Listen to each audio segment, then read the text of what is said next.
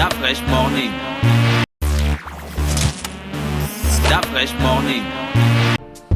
Urban FM 104.5, la station urbaine, je vous le disais, il est avec nous dans le studio, Yuri Yangari. Yuri, bonjour. Bonjour. Comment tu vas ce matin? Très bien, très Il est bien. à la forme? Ouais, ça va. Gina, tu connais Yuri Yangari? Oui, tu sais quelle va être ma première question. Yuri Yangari, est-ce que tu connais Yuri Gargarine? Oui, tout à fait. Alors, toi, tu es le fondateur et le manager de Digital Solutions Labs. Oui, exact. C'est quoi exactement?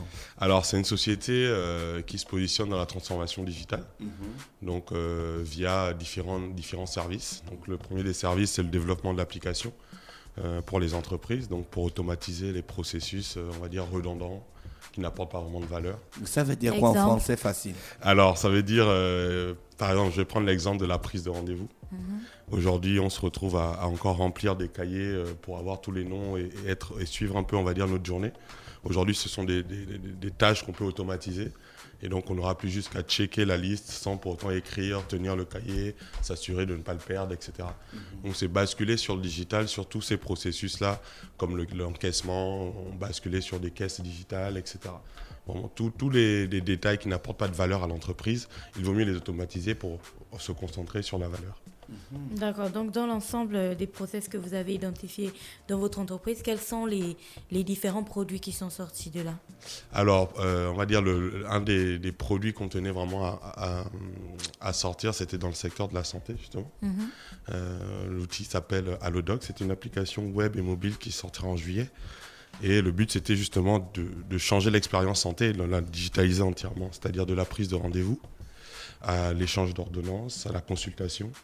C'est permettre aux gens d'avoir des rappels, de reprogrammer, de ne plus arriver le matin, en tout cas pour les cliniques qui auront choisi de travailler avec nous. Justement, pour parler d'Allodoc, ça vient de quel constat exactement? Là, on est en train de parler de la prise de rendez-vous, on comprend, on intègre bien la question du cahier, mais d'où vient le besoin de créer une application mobile, par exemple, pour rencontrer un médecin? Alors vraiment, c'est de par expérience. Moi, j'ai passé quasiment 12 ans à l'étranger. Et moi et ma famille, on est habitués déjà à utiliser tous ces outils-là, même pour consulter, pour prendre rendez-vous. Et même pour le vaccin d'ailleurs, vu que j'étais en France, j'ai pris mon rendez-vous vaccin par cette application qui s'appelle Doctolib en France et ZocDoc aux États-Unis en fait. C'est-à-dire Doctolib s'est inspiré de ZocDoc et moi en fait ce que j'ai fait c'est essayer d'adapter cette application au contexte gabonais et plus loin même africain. Contexte gabonais très particulier. Je veux dire ici... il y a beaucoup de paramètres que nous n'allons pas citer, mais que nous tous nous connaissons. Il y a beaucoup de paramètres qui rentrent lorsqu'on va voir un médecin. Il y a le pognon, il y a si tu connais le médecin, il y a la pathologie que tu as et il y a surtout si le médecin a envie de te rencontrer. Donc tout ça, comment on fait pour gérer ça avec une appli? Parce que la plupart du temps, les gens aussi ils prennent rendez-vous pour aller à l'hôpital et puis tu vas à 8h et finalement on te reçoit à 14h quand on veut bien te recevoir ou parfois on ne te reçoit pas.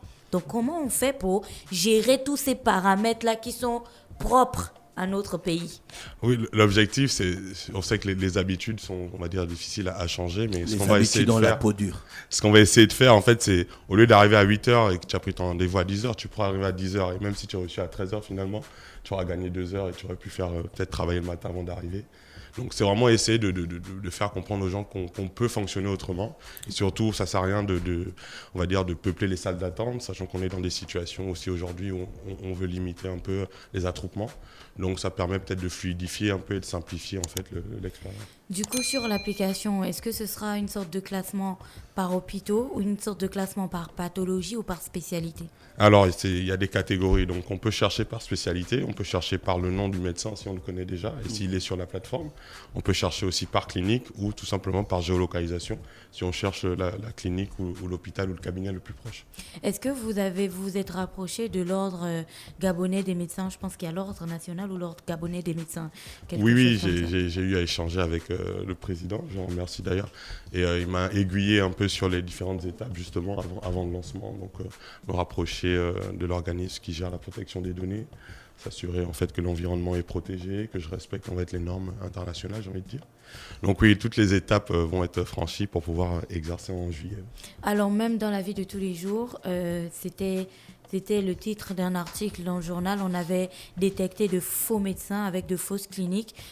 Quand l'État avait mené une enquête il n'y a pas très longtemps, ils avaient démantelé un grand réseau de faux médecins qui avaient du coup dû fermer leur clinique. Quels sont les garde-fous que vous allez mettre sur votre application de sorte que moi, en choisissant un médecin par exemple par sa spécialité, je ne tombe pas sur un charlatan qui va me charcuter à vie? D'accord, premièrement, justement, la rencontre avec l'ordre, c'était dans ce but-là, c'était essayer de vérifier, justement, en fait, le médecin ne peut pas directement être sur la plateforme. Il y a une période de vérification et donc, on va dire, l'organisme qui nous paraissait le plus adapté, c'était l'ordre des médecins, parce qu'ils ont une liste répertoriée de tous les médecins qui se sont enregistrés à l'ordre. Donc ça, c'est la première étape. Et puis, on a cette possibilité de faire des reviews et des commentaires. Donc, c'est-à-dire que les patients qui auront consulté un médecin pourront, c'est-à-dire donner une étoile de 1 à 5 et un commentaire pour dire que l'expérience a été bonne ou pas. Donc ça peut aiguiller les gens aussi qui arrivent sur le pays et qui ne connaissent pas forcément l'environnement médical et puis avoir une idée un peu comme on arriverait pour les restaurants. Aujourd'hui, on peut aussi qualifier l'expérience santé. Pour le Grand Libreville, ça va, mais supposons que quelqu'un qui soit déjà habitué à l'utilisation de cette application, soit à Port-Gentil, à Franceville, à Mouila, est-ce que ce serait aussi possible de référencer les médecins qui s'y trouvent?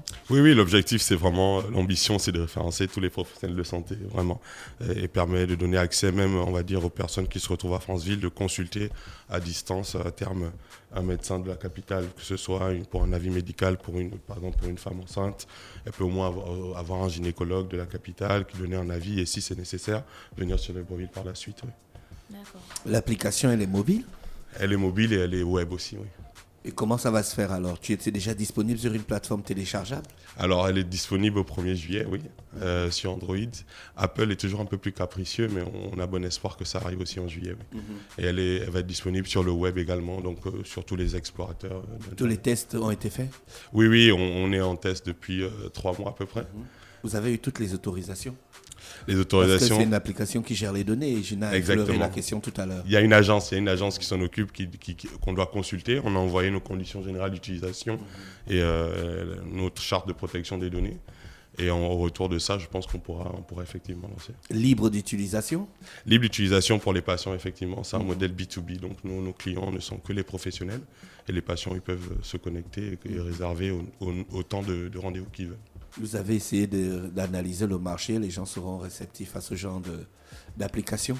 Oui, et d'ailleurs qu'on a commencé à créer nos réseaux sociaux, on reçoit énormément de messages et même des fois des photos de gens en salle d'attente qui n'en peuvent un peu plus et qui se disent ouais, en tout cas ce serait une bonne solution pour les cliniques qui l'adoptent. Et même si au début c'est sûr, même si tu prends ton rendez-vous à 10h, tu ne seras pas reçu à 10h, mais je pense que petit à petit on va se rapprocher, 10h15, 10h30. Et c'est limiter le temps d'attente en fait et puis allouer le temps à faire autre chose finalement, que ce soit pour les patients ou les secrétariats médicaux. Je pense qu'il y a d'autres tâches qui ont plus de valeur que juste enregistrer le patient et le rappeler le matin pour savoir s'il vient. Digital Solution Labs, là, c'est installé au Gabon ou bien à l'étranger? Oui, c'est une société gabonaise créée à l'NPI d'ailleurs, que je tiens à féliciter parce que je l'ai créée à distance. Vous avez utilisé le génie? C'est ça, exactement. Et donc, j'ai reçu ma fiche circuit à distance et je suis venu au Gabon ensuite. D'accord, merci Yuri Yangari. Je pense qu'on a fait le tour, hein, sauf s'il y a d'autres informations que tu voulais ajouter. Oui, je voulais juste préciser sur DS Lab que oui, on a le développement d'applications, mais on a d'autres services comme l'intelligence artificielle qui va permettre, par exemple, dans le cadre... L'intelligence artificielle? Oui, exactement. Bon, c'est un grand mot, mais tout simplement, c'est quoi?